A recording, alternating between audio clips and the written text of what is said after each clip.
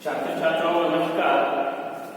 BA part second इसमें resources geography यानी संसाधन भूगोल, इस संसाधन भूगोल में आज अपने पढ़ रहे हैं संसाधनों का उपयोग। तो संसाधनों का उपयोग यानी कहने का मतलब लौह इस्पात उद्योग के बारे में आज अपने अध्ययन करेंगे। आयरन एंड इंडस्ट्रीज यानी लौह इस्पात उद्योग। तो लौह इस्पात उद्योग के बारे में आज अपने अध्ययन करने जा रहे हैं। इसमें सबसे पहले अपने ये देखते हैं कि जो लौह इस्पात उद्योग है, लौह इस्पात उद्योग का सब महत्व क्या है, इसका यूटिलाइजेशन क्या है, ये किस काम में आता है, उसको अपने को सबसे पहले देखना है। तो वर्तमान युग की जो सभ्यता का आधार है वो क्या माना जाता है? लोहा माना जाता है। क्यों माना जाता है? क्योंकि जितना भी छोटे से छोटा और बड़े से बड़ा जो अपना उद्योग स्थापित करते हैं उसमें सबसे पहले किसकी आवश्यकता पड़ती है? लोहे की पड़ती है। इसलिए अपने लोहे को आधारभूत यानी वर्तमान यंत्र युग की सभ्यता का क्या माना जाता है? आधार लोह और इस्पात है। तो आधुनिक निर्माण उद्योग में सबसे अधिक महत्वपूर्ण लोह इस्पात का निर्माण है। आधुनिक निर्माण उद्योगों में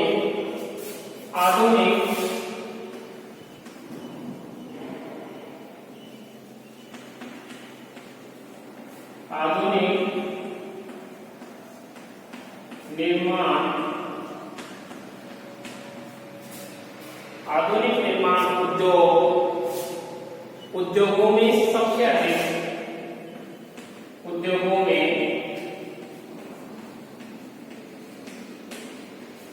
इस्पात का निर्माण है।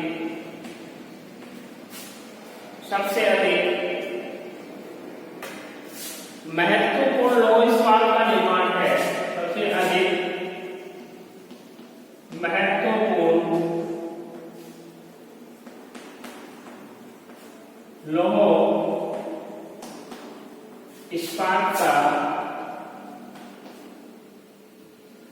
लौह इस्पात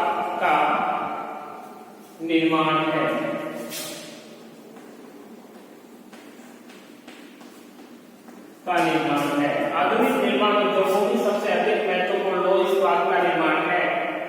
इसमें क्योंकि अन्य निर्माण उद्योगों के लिए मुख्यतः लौह इस्पात ही कच्चे माल की तरह प्रयुक्त होता है। यदि मानव सभ्यता में से लौह इस्पात को निकाल दिया जाए, यदि जो मानव सभ्यता है उसमें लौह इस्पात को निकाल दिया जाए तो इस पृथ्वी पर निवास करने वाली समस्त मानव जाति वापस आदिम कालीन यानी जंगली अवस्था में आ जाएगी या जंगली अवस्था में पहुंच जाएगी। मानव जाति की वर्तमान और भावी समृद्धि लोहे और इस्पात पर निर्भर करती है। यानी जो अपनी मानव जाति है उसकी जो समृद्धि है, उसका जो आर्थिक तंत्र है वो आर्थिक तंत्र किस पे चल रहा है? यानी लोह व इस्पात उद्योग पे चल रहा है। इसलिए किसी भी देश की आर्थिक उन्नति का अनुमान इस बात से लगाया जा सकता है कि उस देश में इस्पात निर्माण की मात्रा कितनी है। शांति काल और युद्ध काल दोनों में ही राष्ट्र क्षमता का सूचक इस्पात निर्माण होता है। जिस देश में इस्पात निर्माण की कमी है वह देश कभी भी बलशाली राष्ट्र नहीं बन सकता। इसलिए विश्व में विभिन्न धातुओं का जितनी मात्रा में उत्पादन होता है उसका 90% भाग लोहा उत्पादन है। आजकल की जो अंतरिक्ष दौड़ में कुछ हल्की धातुएं जैसे एल्यूमिनियम है आदि अधिक प्रयोग में आती है और फिर भी लोहे की जो कठोरता, जो प्रबलता, चिरस्थायित्व, लचीलेपन और सस्तेपन के गुणों के कारण कोई अन्य धातु लोहे का स्थान नहीं ले सकती। तो लोहे को सफलतापूर्वक यानी सरलतापूर्वक विशेष गुणों और विशेष आकृतियों में डाला जा सकता है। इस्पात उद्योग का विकास, अब अपने करते हैं इस्पात उद्योग का विकास। इस्पात उद्योग का विकास। तो इस्पात उद्योग का विकास की अपनी बात करें तो लोहे के औजारों का प्रयोग तो प्रागैतिक काल से ही होता आ रहा है। भारत में ईसा से कई हजारों वर्ष पूर्व की लोहे से इस्पात बनाया जाने लगा था। यद्यपि उस काल में लकड़ी के ईंधन का प्रयोग किया जाता था। ईसा से पूर्व जो मोहनजोदड़ो और हड़प्पा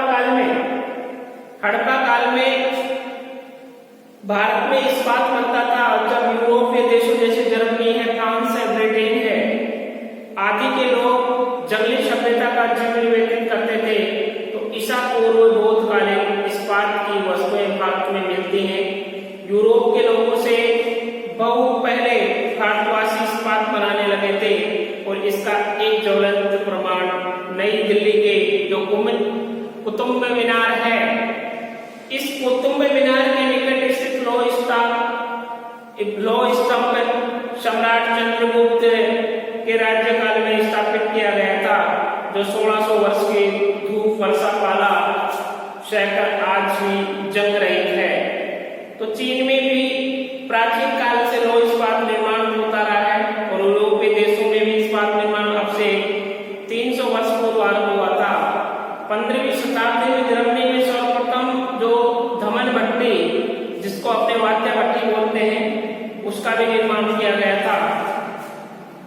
अब है इस्पात की विभिन्न किस्में, यानी इसकी विभिन्न किस्में कौन कौन सी हैं। तो इस्पात की विभिन्न किस्में, इस्पात की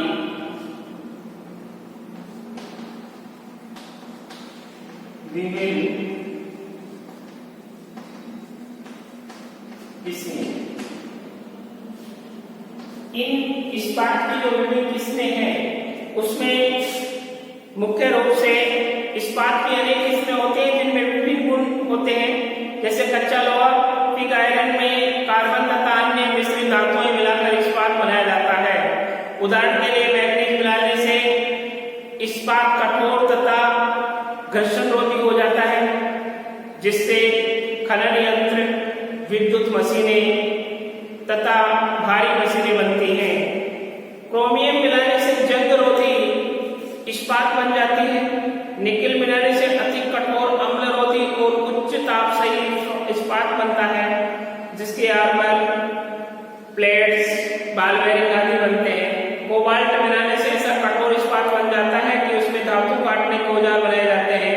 मैग्नीज, निकेल और क्रोमियम मिलाने से स्टेनलेस स्टील बनाई जाती है। टंगस्टन और रेडियम मिलाने से तीव्र वेग से काटने वाले औजारों का इस्पात बनता है। ये यानी इसमें विभिन्न प्रकार की वस्तुएं बनाने पर इसका जो यूज है उसका यूटिलाइजेशन है। ये यूटिलाइजेशन भिन्न भिन्न प्रकार से कर सकते हैं। यानी क्रोमियम मिलाने से, और जो कंपनियां प्रघात को सह सकता है, इससे स्वचालित वाहनों के गियर और धुरे बनते हैं। अन्य धातु मिश्रण से लचकदार इस्पात बनता है, जिससे पन्नर जैसे घड़ियों और मेट्रो के पन्नर, कमानियां, स्प्रिंग, लीवर आदि निर्मित किया जाते हैं। तो मैग्नीज मिलाने से इस्पात कठोर तथा घर्षण रोधी हो जाता है। फर्स्ट मैग्नीज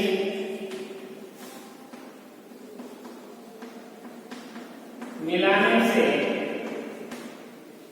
मैग्नीज मिलाने से इस्पात कठोर, इस्पात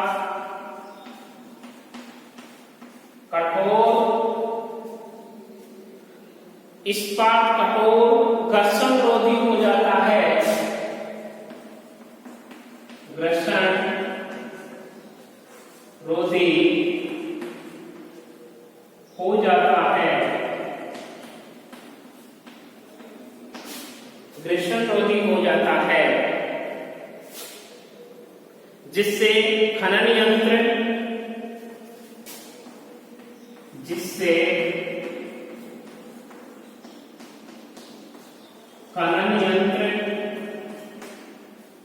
भारी मशीनें,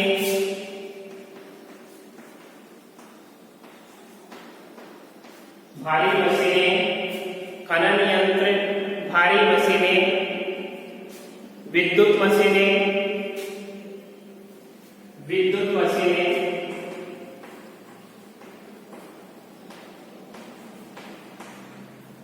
आदि बनाने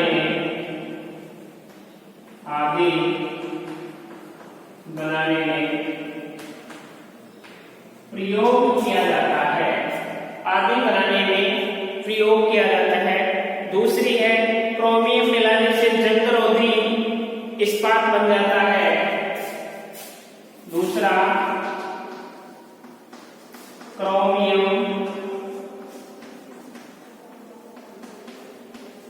मिलाने से जंगरोधी इस्पात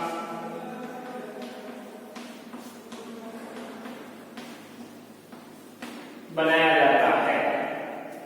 जंगरोधी इस्पात बनाया जाता है। निकेल मिलाने से अति कठोर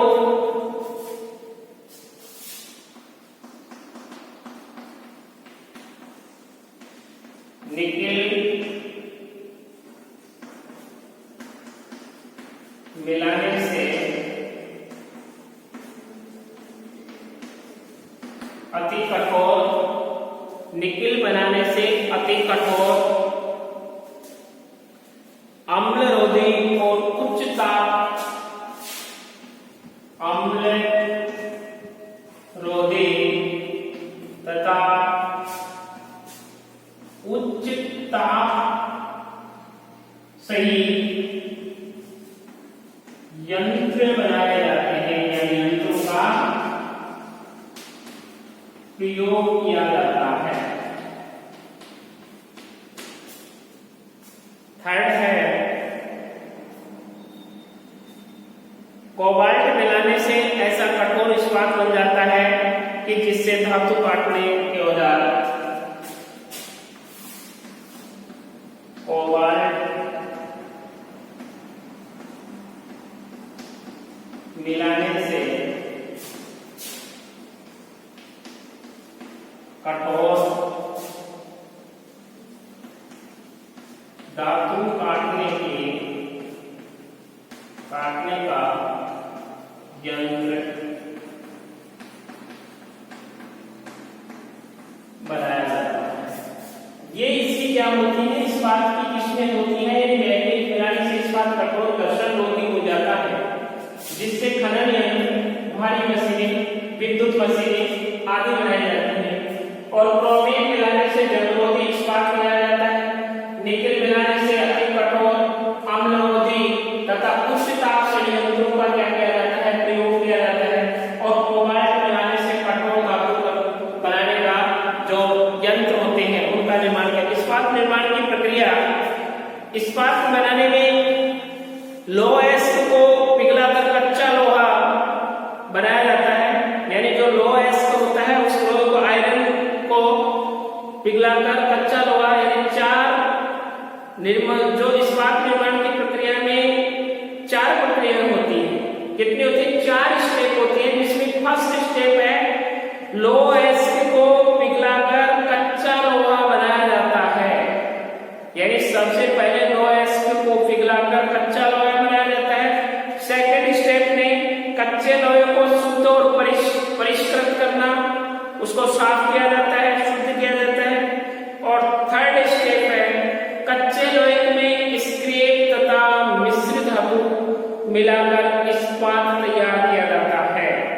और जो फोर्थ है, इस्पात को रोलिंग मिल के बेलनों में बेलना, घटना, डालना और ठप्पू में काटना आदि ये 4 इस्पात निर्माण की प्रक्रियाएं हैं। कितनी है? 4 है। यानी इस्पात निर्माण की प्रक्रिया, इस्पात निर्माण की मुख्यतः 4 प्रक्रियाएं हैं, जिसमें फर्स्ट है, पहली है वो है लोह एस्क को पिघलाकर कच्चा लोहा बनाया जाता है।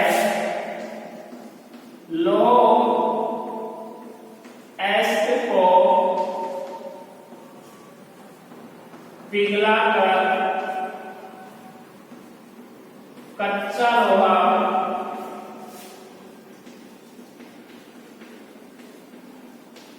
बनाया जाता है। सेकंड है, इसमें कच्चे लोहे को शुद्ध और परिष्कृत किया जाता है। कच्चे लोहे को शुद्ध व परिष्कृत किया जाता है। थर्ड स्टेप है इसकी, जो तीसरी स्टेप है वो है कच्चे लोहे में स्क्रैप तथा मिश्र धातु मिलाकर इस्पात तैयार करना। कच्चे लोहे में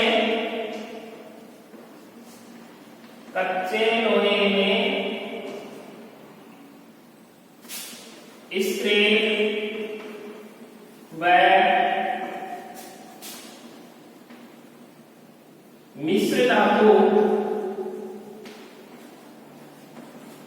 मिलाकर इस्पात का प्रयोग किया जाता है। फोर्थ स्टेप है वो है इस्पात को रोलिंग मिल के बेलनों में बेलना। इस्पात को रोलिंग बेलनों में बेलना, काटना, बेलना, काटना, ढालना आदि क्रियाएं की जाती है। यानी इन 4 स्टेपों के द्वारा इस्पात निर्माण की प्रक्रिया 4 स्टेपों पूर्ण होती है। अब इस्पात निर्माण के कच्चे माल, यानी इस्पात निर्माण है तो इस इस्पात निर्माण के जो कच्चा माल है वो कौन कौन सा है उसके बारे में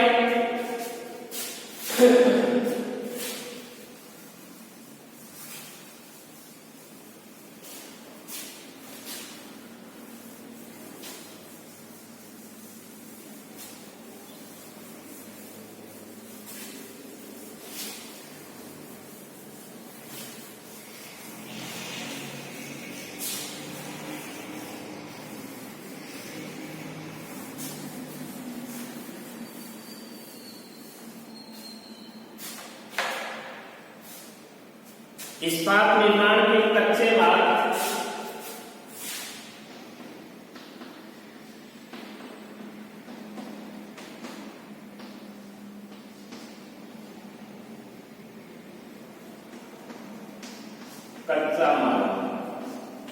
इस इस्पात निर्माण के जो कच्चा माल है, इस्पात उद्योग में कच्चे मालों का उपयोग बड़ी मात्रा में होता है। इसमें प्रयुक्त होने वाले जो कच्चे माल है उसमें भारी मात्रा में प्रयुक्त होने वाले कच्चे माल जैसे शीतल जल है। फर्स्ट है शीतल जल का मतलब ठंडा जल। ठंडा जल ये इस्पात निर्माण में सबसे ज्यादा प्रयुक्त किया जाता है। भट्टियों में बड़ी मात्रा में शीतल जल की आवश्यकता होती है, इसलिए इस्पात निर्माण की मिलें प्राय नदियों के किनारे के पास, झील तटों पर, समुद्री तटों पर होता है। यानी भट्टियों में बड़ी मात्रा में शीतल जल की आवश्यकता होती है। भट्टियों में बड़ी मात्रा में शीतल जल की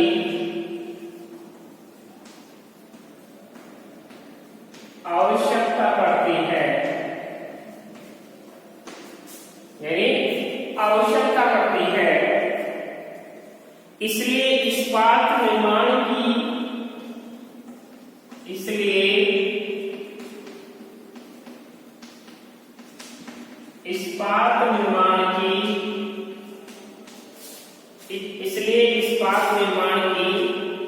मिलें प्राय नदियों के किनारे, मिलें प्राय नदियों के किनारे, नदियों के किनारे, झील तटों, झील, तटों, समुद्र के तटों के आसपास निर्मित की जाती है या आसपास उसका निर्माण किया जाता है, तप्त वायु सेकंड है। तप्त वायु, तो तप्त वायु में 1 टन इस्पात बनाने के लिए 4 टन अति गर्म वायु की आवश्यकता होती है, जिससे लगभग 1600 डिग्री सेंटीग्रेड तापमान भट्टी में पहुंच जाए। यानी 1 टन इस्पात बनाने के लिए 1 टन इस्पात बनाने के लिए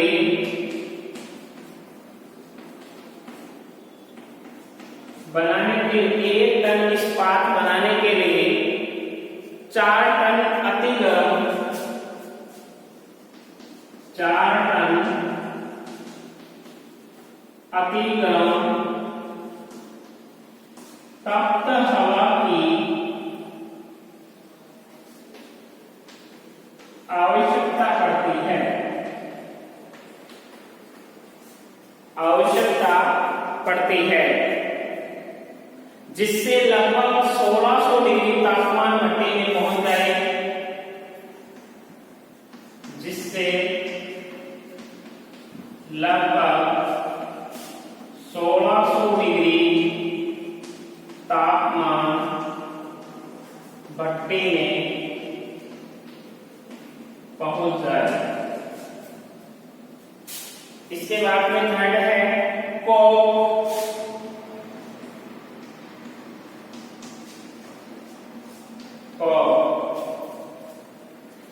एक टन इस्पात बनाने के लिए 2 मीट्रिक टन कोक की आवश्यकता होती है। 1 टन इस्पात बनाने के लिए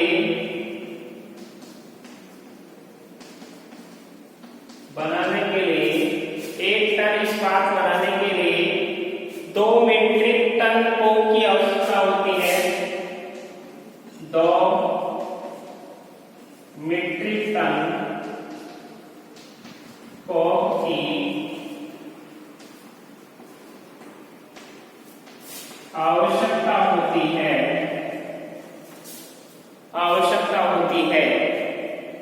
जिसको 3 मीट्रिक बिटवीन कोयले से तैयार किया जाता है, जिसको 3 टन कोयले से तैयार की जाती है। इसलिए इस्पात निर्माण की मिलें अधिकतर कोयले की खानों के समीप होती हैं। इसलिए इस्पात निर्माण का उद्योग कोयले की खानों के आसपास ही होती है। नेक्स्ट है लौह एसिड। क्या होता है? लौह एसिड लोहे की कच्ची धातु को गलाकर कच्चा लोहा और फिर उससे इस्पात बनाया जाता है, जो विदेशों से सस्ते महासागरीय परिवहन द्वारा लोहा एसिड को आयात करके इस्पात मिलों को भेजा जाता है। संयुक्त राज्य में जो सुपीरियर झील है, अब इस सुपीरियर झील के पश्चिम में स्थित लौह खदानों से एस को झील परिवहन द्वारा पूर्व में स्थित इस्पात केंद्रों तक लाया जाता है, उसका परिवहन किया जाता है। और जापान की इस्पात मिलों को भी लोहे एसिड भाग से आयात किया जाता है। तो ब्रिटेन की इस्पात मिलें जैसे स्वीडन और स्पेन से एस को आयात करती है। नेक्स्ट है फ्लक्स पत्थर। 5वां नंबर का है वो है फ्लक्स पत्थर।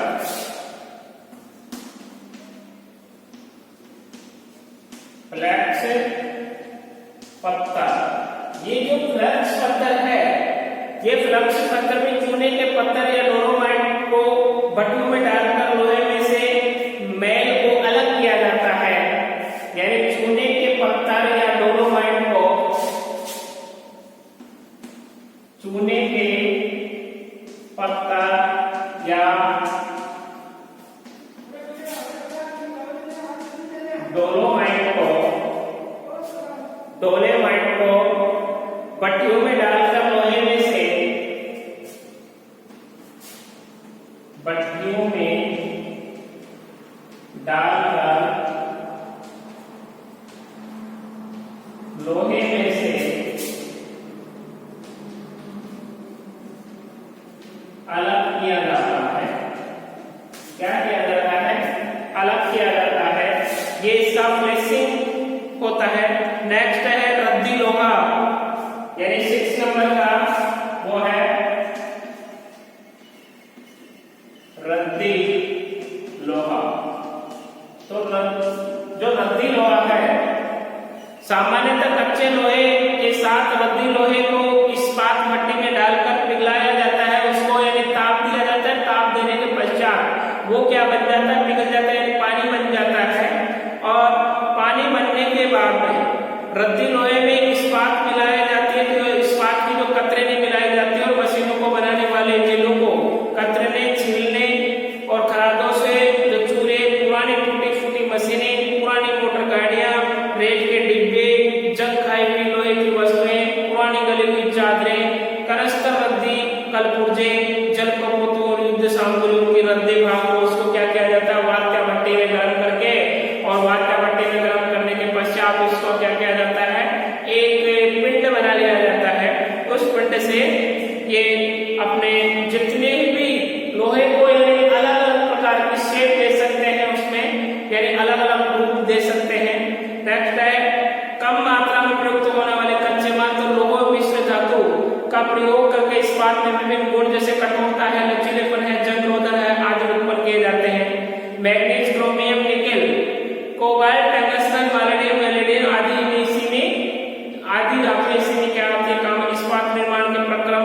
अब इस्पात निर्माण के जो प्रक्रम है उसमें सबसे ज्यादा बेस्टेवियर प्रक्रम है, खुली भट्टी है, विद्युत आर्क है, ये सारे इसमें क्या आते हैं? यूज आते हैं। तो अपना जो आजकल जो अपना मुख्य क्वेश्चन है वो क्वेश्चन है लो इस्पात उद्योग। तो लो इस्पात उद्योग का सबसे पहले महत्व बताना है, उसके बाद उसका उपयोग बताना है, उपयोग के बाद उसका विकास बताना है, और विकास के पश्चात इस्पात की विभिन्न किस्में, कौन सी किस्में पाई जाती हैं, और इस्पात निर्माण का कच्चा माल।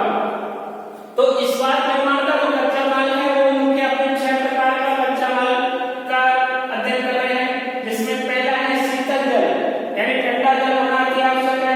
तब तो वायु यानी गर्म वायु का होना भी आवश्यक है, कोक का होना भी आवश्यक है, लोहेस का होना आवश्यक है, फ्लेक्स पत्थर का यानी चूना पत्थर उसका, और रद्दी लोहा यानी कहने का मतलब जो यूज है वो लोहा, ये सारा इसके अंतर्गत आता है।